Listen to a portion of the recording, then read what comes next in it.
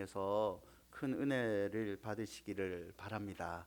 우리 앞뒤적으로 한번 인사하실까요?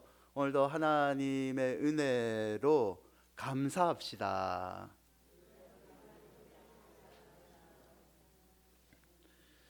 여러분, 코로나 바이러스 이후에 해외여행은 분명 이전과는 좀 달라질 겁니다.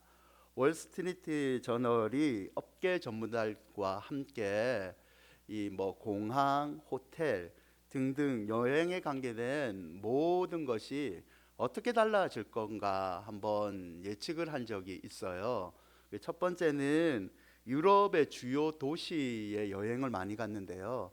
이 주요 도시에 대한 동경은 사라지고 아름다운 풍경과 문화유산이 보유한 한적한 지역으로 사람들이 여행을 많이 갈 거다라고 예측을 합니다. 두 번째는 건강에 민감한 시대가 되었잖아요. 그래서 방역이 잘 된 나라로 여행을 갈 거다라고 예측해요. 세 번째는 자연환경을 잘 보존하고 국립공원을 잘 갖춘 나라로 여행을 갈 거라고 예측을 하게 됩니다. 그래서 꼽은 나라가 서아프리카의 베냉, 그리고 동남아프리카의 이 말라위로 사람들이 많이 갈 거라고 예상을 해요. 우리나라에서도 티몬이 작년 5월 27일부터 한 일주일간 한 500명, 900명을 대상으로 코로나 이후에 해외여행을 어디로 많이 갈 것 같아요? 라고 조사를 한 적이 있어요. 표 하나 보여주세요. 대부분의 사람들이 동남아로 61% 정도 떠나고 싶다라고 선택을 합니다. 여러분, 여행 많이 가고 싶으시죠? 저도 여행 많이 가고 싶어요. 근데 지금은 우리가 좀 참아야 되는 시점이잖아요. 그래서 이렇게 블로그를 운영하는 사람들에게, 우리나라 젊은이들에게 여행을 어디 가고 싶으냐니까 10위가 그리스예요. 그리스고 칠레, 몽골, 스위스, 하와이, 남아프리카 공화국, 케이프타운들이 있는데 3위가 어디냐면 네팔입니다. 사진 보여주세요. 우리 한번 여행 한번 가보시라고 사진 준비했어요. 네팔의 이 히말라야 산에 가서 트레킹을 해보고 싶대요. 저희 친형이 저기를 몇 년 전에 갔다 왔어요. 돈을 모아가지고 남자들끼리. 2위가 어디냐면 호주예요. 호주를 가고 싶답니다. 조금 어떻게 지금 호주에 가신 것 같아요? 1위가 어디일 것 같습니까? 호주의 바로 옆에 있는 코로나가 조금 안정적인 나라 뉴질랜드. 이 뉴질랜드에 여행을 꼭 가고 싶다라고 이 블로거들이 많이 선택을 했답니다. 사랑하는 여러분, 우리 인생은요 긴 여행과 같습니다. 생명이 탄생하여 죽음에 이르는 7, 80년의 유한한 여행이 우리 인생입니다. 10살 때는요 어디 간다면 무조건 따라갑니다. 10살 때는 따라가요. 20살 때는 친구들과 함께라면 무엇을 하든 어디를 가든 너무 좋습니다. 30살이 되면요 좋아하는 사람과 함께라면 행선지를 묻지 않습니다. 40이 되면요 어디 한 번 가려면 이놈의 애들 챙겨야지 이것저것 준비하다가 다음에는 꼭 한번 가봐야지 여행에 다짐만 합니다. 여러분, 50살이 되면요 부스락 기차표 챙기랴, 가스불 껐냐, 뭐 껐냐, 놓고 가는 물건이 없냐, 그냥 바쁘기만 합니다. 60살이 되면요 어디를 가든 유서 깊은 역사만 눈에 들어옵니다. 70살이 되면 나이, 학벌, 재력, 외모 상관없이 내 어렸을 때 친구만 만나면 그 여행은 너무 좋습니다. 80살이 되면 어떻게 될까요? 누가 찾아오지 않나, 언제쯤 누가 나를 찾아오나, 나는 기다리고 옛날 친구들과의 여행만 추억하고 있습니다. 그리고 90살이 되면 아무도 오지 않고 어디도 가지 않습니다. 여러분, 이와 같이 인생은 여행입니다. 여행. 거리와 속도는 다르지만 쉬지 않고 걸음을 떼고 움직여야 된다는 공통점이 있습니다.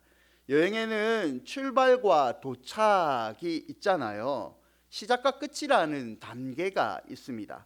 인생도 여러분 그렇지 않나요? 출발과 끝이 우리 인생에 누구나 다 있습니다. 특히 성도에게는요, 인생은 영적 여행입니다. 여러분, 오늘 본문은 야곱이, 이 노년의 야곱이 애굽 왕 바로의 앞에 서는 장면이에요. 야곱은 죽은 줄만 알았던 자신의 너무 사랑하는 아들 요셉이 살아서 애굽의 총리가 되고 아버지를 기다린다는 소식을 듣게 됩니다. 그래서 설레는 마음으로 70인 권속 가족들을 데리고 애굽 땅으로 달려갑니다. 지도 보여주세요. 야곱은 애굽 땅에 가게 되죠.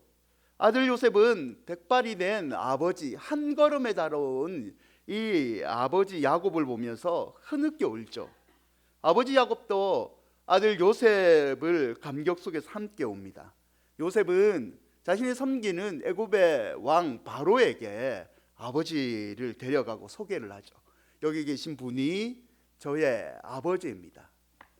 바로가 묻습니다. 당신의 연세가 얼마냐? 나이가 얼마냐? 이 말은 어르신 어떻게 살아왔습니까? 그 인생을 나에게 얘기해 주십시오 라는 물음입니다. 창세기 47장 9절인데요. 우리 한번 다시 읽을까요? 야곱이 바로에게 아뢰되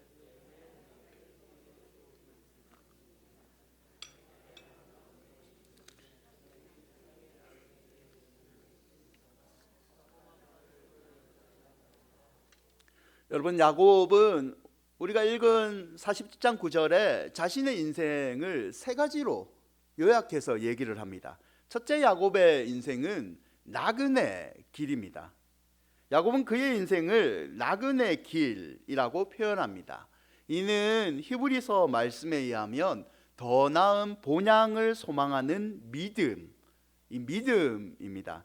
히브리서 11장 13절과 14절인데요. 이 사람들은 다 믿음을 따라 죽었으며 약속을 받지 못하였으되 그것들을 멀리서 보고 환영하며 또 땅에서는 외국인과 나그네임을 증언하였으니 그들이 이같이 말하는 것은 자기들이 본향 찾는 자임을 나타냄이라.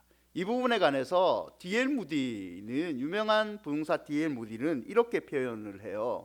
우리가 이 세상을 사는 것은 다리 위를 지나는 사람과 같다. 지혜로운 사람은 다리가 있음을 감사하며 지나가지만 어리석은 사람은 다리 위에 집을 지으려고 한다. 여러분, 야곱은 그의 인생을 나그네 길이라고 봅니다. 자신은 언젠가는 떠나야 되는 사람이고 자기에는 본향이 있다라고 얘기를 합니다. 두 번째, 야곱은 자신의 인생을 130년, 짧은 인생이라고 얘기를 해요. 야곱이 내 나그네 길의 세월이 130년이니이다 라고 자신의 나이는 130년이라고 못을 박죠. 지금 우리의 관점으로는 참 오래 살았다라고 볼 수 있지만 당시 야곱이 살았던 시대의 그 조상들의 나이에 비춰보면 130년이 그렇게 길지는 않습니다. 여러분, 이 말은 인간은 유한한 존재로서 언젠가는 하나님이 부르시면 이 땅의 삶을 청산하고 하나님께 돌아가야 될 존재라는 의미입니다. 그래서 시편 90편 9절과 10절에는 우리의 모든 날이 주의 분노정에 지나가며 우리의 평생이 순식간에 다하나이다. 우리가 연수가 70이요 강건하면 80이라도 그 연수의 자랑은 수고와 슬픔뿐이요 신속히 가니 우리가 날아가나이다. 여러분, 이 세상에서 우리가 살아가는 날은 이 시편의 표현대로 의하면 눈 깜빡할 사이에 지나가는 신속한 나이래요. 여러분, 그렇지 않아요? 앞에 있는 목사도요, 벌써 이 성경의 기준으로 인생의 반을 살았더라고요. 내가 지금 당황스럽더라고요. 설교 준비하면서 제가 오남매거든요. 집에 가면 이 40 중반인 제가 아직도 누님들에게는 막내입니다. 막내. 그래서 집안에 돈을 낼 때 막내는 내지 않습니다. 이랬는데 저도 이제 인생의 중반을 살았더라고요. 진짜 이 시편의 말씀처럼 눈 깜빡할 사이에 순식간에 지나는 게 여러분 우리가 살고 있는 인생 아닙니까? 잠깐 있다가 없어지는 것, 그게 유한한 인간이고, 인간은 헛된 자랑만 하나님 앞에서 하고 있다는 거죠. 여러분, 그래서 성도는요, 오래 사는 것보다 얼마나 믿음대로 살았느냐, 얼마나 믿음대로 살았느냐가 중요한 거죠. 야곱이 말한 자신의 인생 세 번째는요, 험악한 삶입니다. 야곱은 130년 나그네 삶을 살았지만 자기는 험악한 인생을 살았다라고 바로 앞에서 얘기를 합니다. 야곱은요, 한평생 삶이 미움, 시기, 갈등 속에서 진짜 몸부림쳐온 그런 험악한 인생이었습니다. 태어날 때요, 형의 발꿈치를 잡고 치열하게 태어납니다. 형의 장자권을 속임수로 빼앗고요, 도망칩니다. 그리고 아내를 얻기 위해서 14년 머슴살이를 합니다. 강교한 장인에 속아서 품삯을 10번이나 속임을 당해요. 그리고 딸이 강간을 당해요. 아들들이 이걸 복수한다고 사고를 쳐가지고 민족이 멸족의 위기에 처하기도 합니다. 요셉, 내가 너무나 사랑하는 라헬이 낳은 아들 요셉, 이 요셉이 죽은 줄 알고 22년 슬픈 세월을 야곱은 보냅니다. 여러분, 진짜 험악한 세월을 야곱은 보내고 있죠. 그러나 여러분, 야곱이 130년 내가 나그네 길 살았으나 험악한 세월을 보냈다는 이 말 뒤에는요, 보이지 않는 야곱의 신앙 고백 하나가 더 있습니다. 그것은 여기까지 살아온 것은 다 하나님의 은혜입니다. 130년 내가 험악한 인생을 살고 나에게 원망, 슬픔만 남을 수 있지만 그래도 여기까지 인도하신 거 다 하나님의 은혜입니다. 잃어버린 아들 요셉을 만난 것도 하나님의 은혜입니다. 바로 당신 앞에서, 내가 위대한 왕 바로 앞에서 얘기할 수 있는 것도 다 하나님의 은혜입니다. 사랑하는 여러분, 노년의 야곱, 그리고 우리의 세월이 신속히 간다 라고 얘기한 지도자 모세도 험악한 세월을 보냈습니다. 여러분, 그러나 야곱처럼 저와 여러분도 여기까지 살아온 것 다 하나님의 은혜인 줄 믿습니다. 지금까지 지내온 것 주의 크신 은혜라, 한이 없는 주의 사랑 어찌 이루 말하랴. 자나깨나 주의 손이 항상 살펴주시고 모든 일을 주 안에서 영통하게 하시네. 아멘. 여러분, 그렇다면 우리는 이제 어떻게 해야 이 험악한 인생을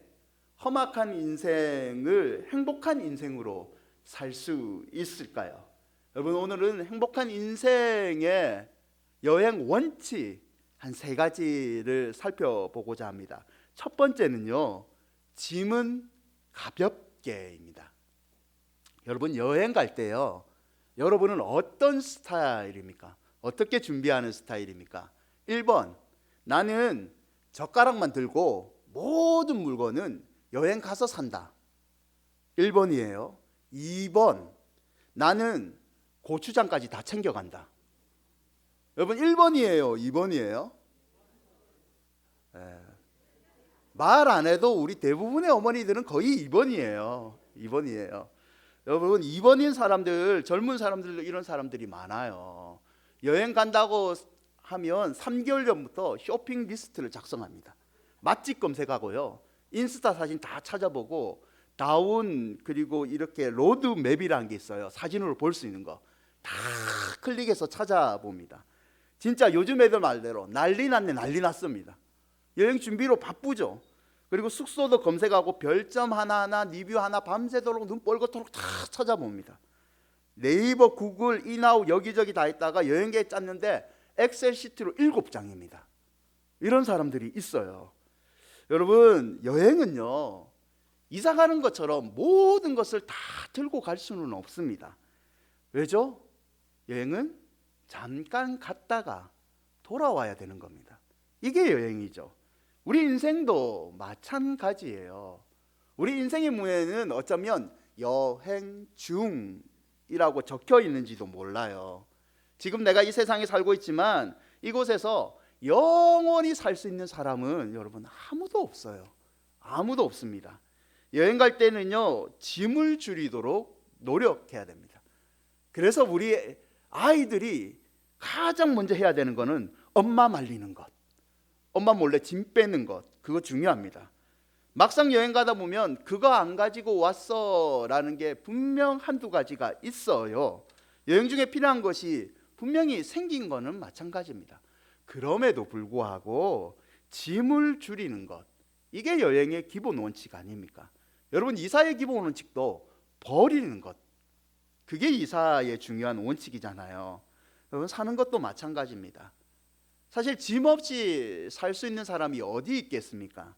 누구든지 맨발과 맨손 아무것도 입지 않고 먹지 않고는 살 수가 없습니다. 모두가 가볍든 무겁든 우리 인생은요, 이 짐을 지고 살아갑니다. 우리가 지고 있는 짐은 어떤 짐인가요? 아버지로서의 짐, 엄마로서의 짐, 아내로서 남편으로서의 짐이 있죠. 직장 생활에서는 내가 맡은 자리에 대한 짐이 있어요. 슬픔의 짐도 있고 이 원망의 짐도 있습니다. 하나님 앞에서 똑바로 살지 못했다는 죄책감, 이 죄책감의 짐이 있어요. 이런 짐들이 쌓이고 우리의 가슴을 억누르고 있습니다. 여러분, 이 인생의 무거운 짐을 우리 이 인생의 여행에서 가볍게 하는 방법은 없을까요? 마태복음 11장 28절 말씀입니다. 우리 11장 28절 함께 읽겠습니다. 수고하고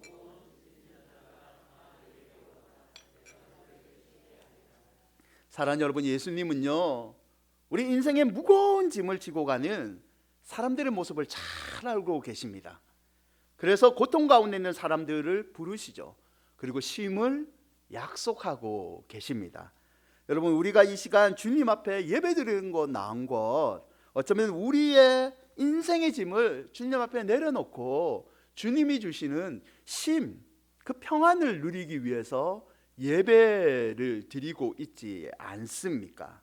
예수님이 우리에게 쉼을 주시는 것은요, 예수님은 우리 인생의 짐이 무엇인지 3년 공생애 동안 너무 많이 경험을 하셨어요. 친구에게 배신도 당하셨고요, 죽음의 짐이라는 고통도 주께서는 당하셨죠.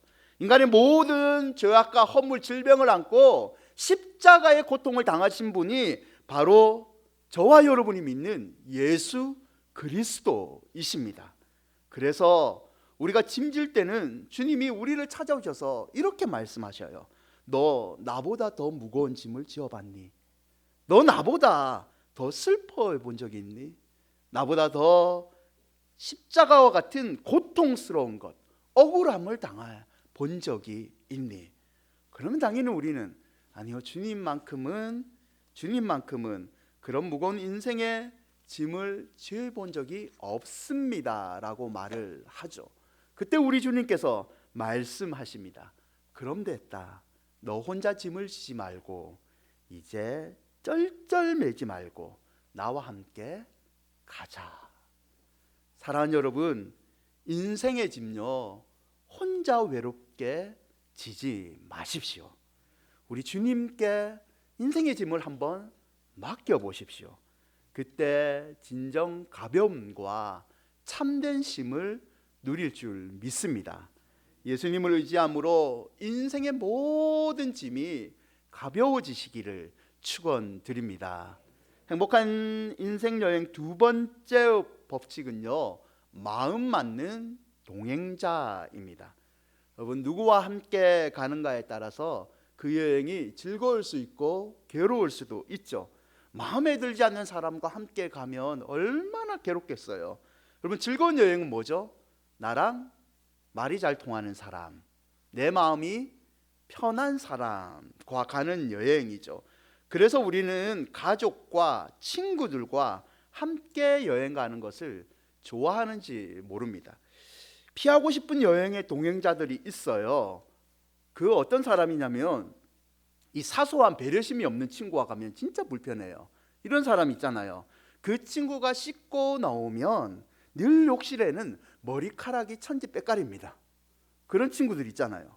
짐 정리로 나는 바쁜데 자기 혼자 화장하고 그냥 쌩 가는 친구들이 있어요. 이런 친구들은 여행을 같이 가고 싶지는 않습니다. 그리고 흥청망청 쓰는 친구들이 있어요. 꼭 이렇게 개똥 모아가 여행 가면 이거 맛있다, 이거 먹자, 이거 먹자, 돈을 마음껏 쓰는 친구들이 있죠. 꼭 반대의 친구들도 있습니다. 이거 먹으면 우리 내일 먹을 게 없다, 편의점 가서 컵라면 먹자. 그럴 거면 돈을 왜 모았는지, 왜 여행을 왔는지, 이런 짠순이들이 있습니다. 여러분, 자신을 가이드로 만드는 친구가 꼭 있어요. 나도 사진 찍고 싶은데 여기서 사진 좀 찍어줄래? 나도 사진 찍고 싶은데 여기서는 조금 땡겨서 찍어줘. 나는 그 친구의 가이드입니다. 내일 어디 가야 돼? 뭐 먹어야 돼? 지가 좀 검색 좀 하지. 이런 친구도 있죠. 그러나 여행의 최악의 친구는요, 이런 사람이에요. 사진 보여주세요. 여러분 잘 모르실 텐데 스펀지밥이라는 애니메이션에 나오는 저 앞에 징징이, 여행에서 가장 힘든 친구는 이런 친구. 나는 이런 친구를 피해야 됩니다. 투덜투덜 거리는 사람. 어딜 가나 투덜거리죠. 여기 너무 더워, 여긴 추워, 이 집 왜 이래 맛이 없어, 짜증나. 아니 그럴 거면 여행 왜 왔어요? 그냥 집에서 잠만 자지. 여러분, 우리 인생에서요, 제일 큰 복이 뭡니까? 큰 복은 사람의 복입니다. 여러분, 그래서 가족이 소중하고 나에게 함께 울어주는 친구가 소중한 것 아닙니까? 그런데 우리는 나는 혼자야, 인생의 동반자는 없어 라고 슬퍼할 때가 더 많은 것 같습니다. 그때 우리 예수님께서 찾아오셔서 우리를 영원한 친구라고 말씀하세요. 요한복음 15장 13절 말씀인데요. 요한복음 15장 13절, 사람이 친구를 위하여 자기 목숨을 버리면 이보다 더 큰 사랑이 없나니. 여러분, 예수님은 우리를 위해서 자기 목숨을 버리시면서 우리를 친구라고 부르십니다. 사랑하는 여러분, 인생의 여정, 이 여정을 누구와 함께 동행하고 싶으십니까? 우리가 너무 사랑하는 부모님요, 그 부모님도 언젠가는 우리를 떠납니다. 내 사랑하는 배우자, 자녀도요, 영원히 나와 함께 할 수는 없습니다. 오직 영원한 친구이신 예수님만이 영원히 우리와 함께 동행하실 줄 믿습니다. 여러분, 행복한 인생 여행을 하려면요, 첫째는 짐은 가볍게, 두 번째는 마음 맞는 동행자가 필요합니다. 마지막 세 번째는 컴백 홈입니다. 여러분, 돌아갈 집이 있어야 합니다. 여행이 아무리 재밌고 시간이 지나면 누구든지 다 피곤하고 지쳐요. 그래서 집으로 다시 돌아오는 거죠. 여러분, 돌아갈 집이 반드시 우리 인생에도 있어야 됩니다. 나그네 아시죠? 방랑자 아시죠? 이 나그네와 방랑자의 차이가 뭔 줄 아십니까? 여러분, 방랑자는요, 어디로 와서 어디로 가는지 모릅니다. 그리고 내가 떠나온 것도 모르지만 앞으로 가야 할 곳도 모릅니다.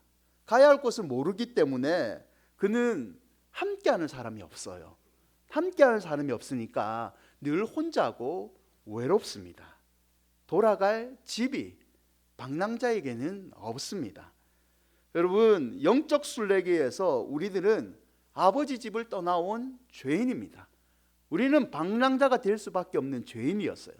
그러나 하나님의 은혜로 예수 그리스도를 믿게 되어서요, 하나님 안에 거하게 됐고 하나님이 부르시는 영원한 집, 천국, 본향에 돌아가는 존재가 되었습니다.